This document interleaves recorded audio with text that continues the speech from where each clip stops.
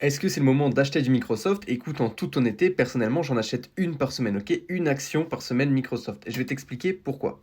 La première chose, et tu vas la retrouver au niveau de la valorisation, actuellement, Microsoft s'échange à un PE ratio de 23, ok? Si on regarde sur le forward, c'est-à-dire le PE de l'année à suivre, c'est-à-dire les résultats de 2026, on est à 19, ok? Et tu peux regarder sur beaucoup d'années, on est quasiment au plus bas. Le seul moment où on a touché plus bas, c'est pendant la récession 2023, où on est descendu jusqu'à 18 et quelques.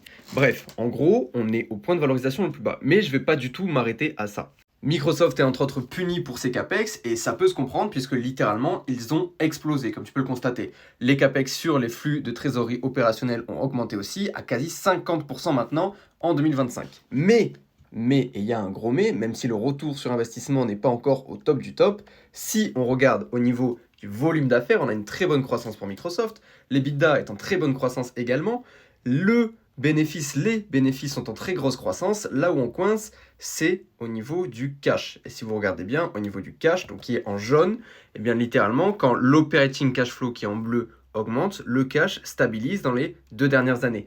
Voilà pourquoi actuellement, en partie, hors conflit, etc., on a une décote sur Microsoft. Les capex sont énormes, le cash est au ralenti. Mais n'oublions pas que la guidance pour Microsoft est juste insane, avec une croissance de Microsoft Azure, c'est-à-dire le cloud intelligent de Microsoft, à plus de 35% sur les prochains trimestres, ok? 35% de croissance, il faut se le mettre en tête. Une croissance également de tout le segment Office 365, même s'il paraît vieillot et que les gens n'aiment pas forcément Copilot, eh bien ça fonctionne toujours très bien et énormément d'entreprises sont coincées, entre guillemets, dans ce système-là.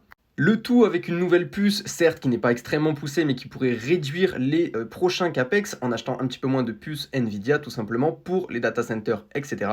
Et à ce prix-là, pour revenir sur la valorisation, Microsoft, c'est pas cher payé. Ce n'est pas l'opportunité du siècle, c'est pas les soldes du siècle, mais ce n'est pas cher payé, c'est pas surcoté actuellement, c'est sur une bonne valorisation.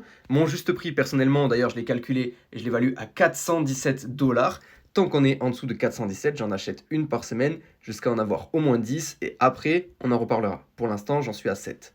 Bref, si tu veux utiliser le même screener que j'utilise, que j'ai co-créé, c'est un screener qui est créé par des investisseurs pour des investisseurs, hyper pratique, qui te permet d'avoir la vision complète sur toutes les entreprises sur lesquelles tu pourrais être intéressé à investir. Tu as le lien dans la description tout simplement. Il est valable que sur PC pour l'instant, la version mobile est en développement.